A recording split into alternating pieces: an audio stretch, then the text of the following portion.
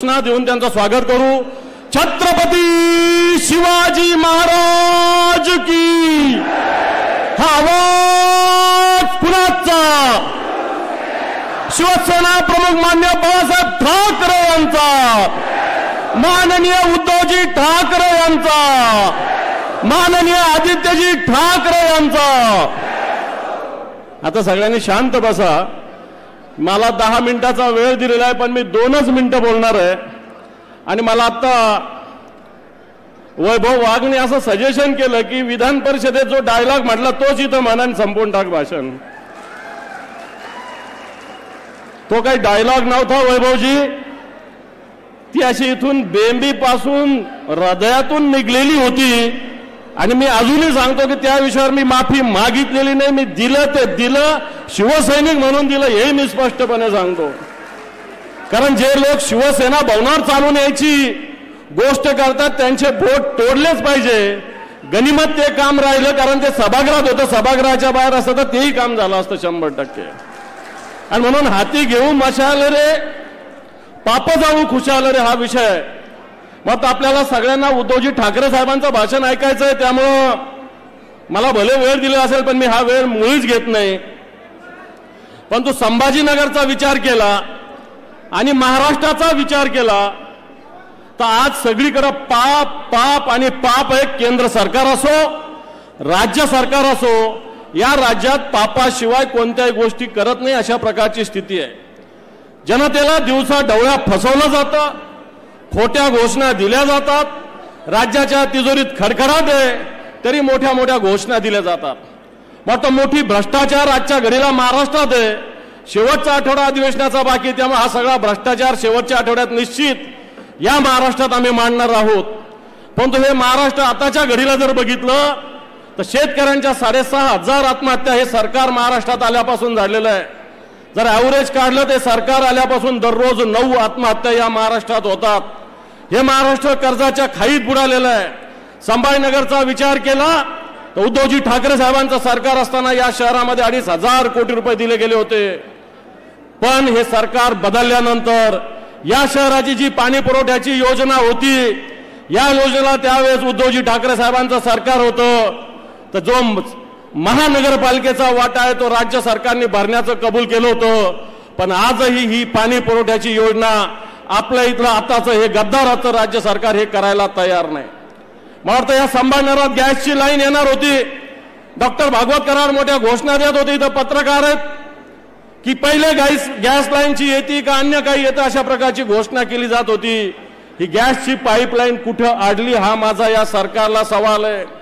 Safari park शिवसेनेच्या माध्यमातून होतं हे थांबलेलं। आणि या शहराच्या अनेक योजना, या जिल्ह्याच्या अनेक विकासाच्या योजना या थांबलेल्या आहे।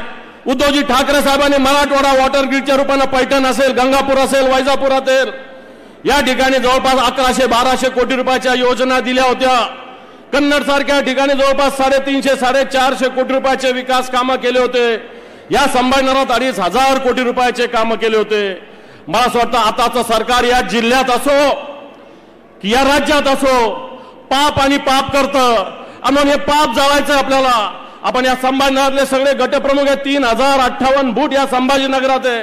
या सगळ्या 3058 बूथवरचे सगळे बूथचे प्रमुख गटप्रमुख इथं उपस्थित आहे। मात्र येणाऱ्या काळामध्ये आपल्याला सदस्य नोंदणी सुरू करायची आहे। आपण त्याच्याविषयी बैठका घेतलेल्या आहे। बूथनिहाय किमान 100 सदस्य नोंदणी करायची आहे, त्याचे बुक्स आपण तयार करतोय। आपल्याला BLA तयार करायचं सुरुवातीलाच मार्गदर्शन केलं। BLA आपले नुसते कागदावर होते, कलेक्टरची परवानगी आपण घेतलेली नव्हती, ती सुद्धा योजना आपल्याला अंमलबजावणी। मान्य उद्धवजी ठाकरे साहेब जेवढ्या सीट शिवसेनेला लढायचं सांगतील तेवढ्या ते आदेश देतील। परंतु मी सांगतो या 9च्या 9 विधानसभा मतदारसंघात 100% तयारी आपल्याला करायची का नाही? हो का नाही? आपण या 9च्या 9 विधानसभा या संभाजीनगरच्या ताकदीनं लढू शकतो। ठीक आहे, लोकसभेमध्ये काही कारण असेल आपल्याला अपयश आलं, परंतु मला असं वाटतं या अपयशातून येणाऱ्या विधानसभेमध्ये आज हे गद्दार खूप माजलेले आहेत। माता बहिणी यांना दिसत नाही, यांना या पद्धतीनं हे काम करतात, यांना माता भगिनी दिसत नाही, यांना शेतकरी दिसत नाही, यांना बेरोजगार तरुण दिसत नाही। आज पोलीस भरतीची परीक्षा आहे, काही व्यवस्था तिथं नाही आहे। महाराष्ट्रात ठिकठिकाणी परीक्षा आहे, काही व्यवस्था तिथं नाही. आणि या सगळ्या स्थितीमध्ये या राज्य सरकारचं पापाचा घडा भरलेला आहे. आणि ज्यावेळेस या राज्य सरकारचा पापाचा घडा भरलेला आहे त्यावेळेस मला असं वाटतं मतदार रूपी श्रीकृष्ण या पापाच्या घरात या राज्य सरकारला बुडवल्याशिवाय राहणार नाही. त्याच्यासाठी आपल्याला सगळ्यांना पुढाकार घ्यायचा आहे. मागच्या 1995 असेल, 90 असेल, मागचं वर्ष असेल 2019चं, या मराठवाड्यात आपण 95ला 14 जागा जिंकल्या होत्या. मागच्या वेळेस आपण 12 जागा जिंकल्या होत्या. आपण सगळे मिळून आज आपण सगळीकडे असं आलेलं आहे की विधानसभेचं रणशिंग आपण या संभाजीनगरातून फुंकतोय. ही संभाजीनगर संताची भूमी आहे, ही संभाजीनगर आंदोलकाची भूमी आहे. आणि ज्या वेळेस मुंबई आणि ठाण्याच्या बाहेर शिवसेना आली ती या संभाजीनगरात 1985ला आली होती, लक्षात ठेवा. आणि म्हणून 1995ला 14 जागा आपण हायस्ट जिंकल्या होत्या. म्हणून आज उद्धवजी ठाकरे साहेब इथं आहेत. येणाऱ्या विधानसभेत या 14 जागेचा आकडा हा मराठवाडा पार केल्याशिवाय राहणार नाही. आणि त्याच्यात सगळ्यात जास्त वाटा संभाजीनगरचा असेल. अशा प्रकारचा संकल्प आज आपण केलेला, शिवसंकल्प आपण करायचा आहे. हा संकल्प करत असताना आज अनेक लोक शिवसेनेत प्रवेश करतात. राजू शिंदे भारतीय जनता पार्टीचे जे उपमहापौर राहिलेले हे आज जवळपास भारतीय जनता पार्टीचे 5 नगरसेवक, एक जिल्हा परिषद सदस्य यांना सोबत घेऊन आणि भारतीय जनता पार्टीचे सगळे जिल्हा तालुका पदाधिकारी यांना घेऊन शिवसेनेत प्रवेश करतात. त्यानंतर सगळ्यात महत्त्वाचं अक्षय सुदामराव शिसोदे, अमर बाबासाहेब शिसोदे, भूषण काशीनाथराव शिसोदे हे पैठण तालुक्यातील, ज्यांनी या पैठण तालुक्यात सहकाराची मुहूर्तमेढ रोवलेली आहे. अनेक शिक्षण संस्था त्यांच्या आहेत. सुदामराव शिसोदे जे कारखान्याचे चेअरमन होते, त्यांचा कारखाना हे सांभाळत आलेले आहे. आणि हे अक्षय शिसोदे, अमर शिसोदे, भूषण शिसोदे पैठण तालुक्यातील एक मोठं प्रस्थ आहे, पैठण तालुक्यातील एक मोठी ताकद आहे. त्यांच्यासोबत सुद्धा मोठ्या संख्येनं कार्यकर्ते आज शिवसेनेत सहभागी होत आहेत. बीआरएसचे सुद्धा अशोकराव मातपुडे, सुधाकर चांदणे, आरपीआयचे अशोक गवळे, परमेश्वर दनके ही सुद्धा मंडळी आज या ठिकाणी शिवसेनेमध्ये प्रवेश करतायत. यानंतर एक रिटायर्ड डीवायएसपी गोनारकर साहेबांच्या सुनबाई स्वाती विश्वजित गोनारकर या सुद्धा शिवसेनेत प्रवेश करतायत.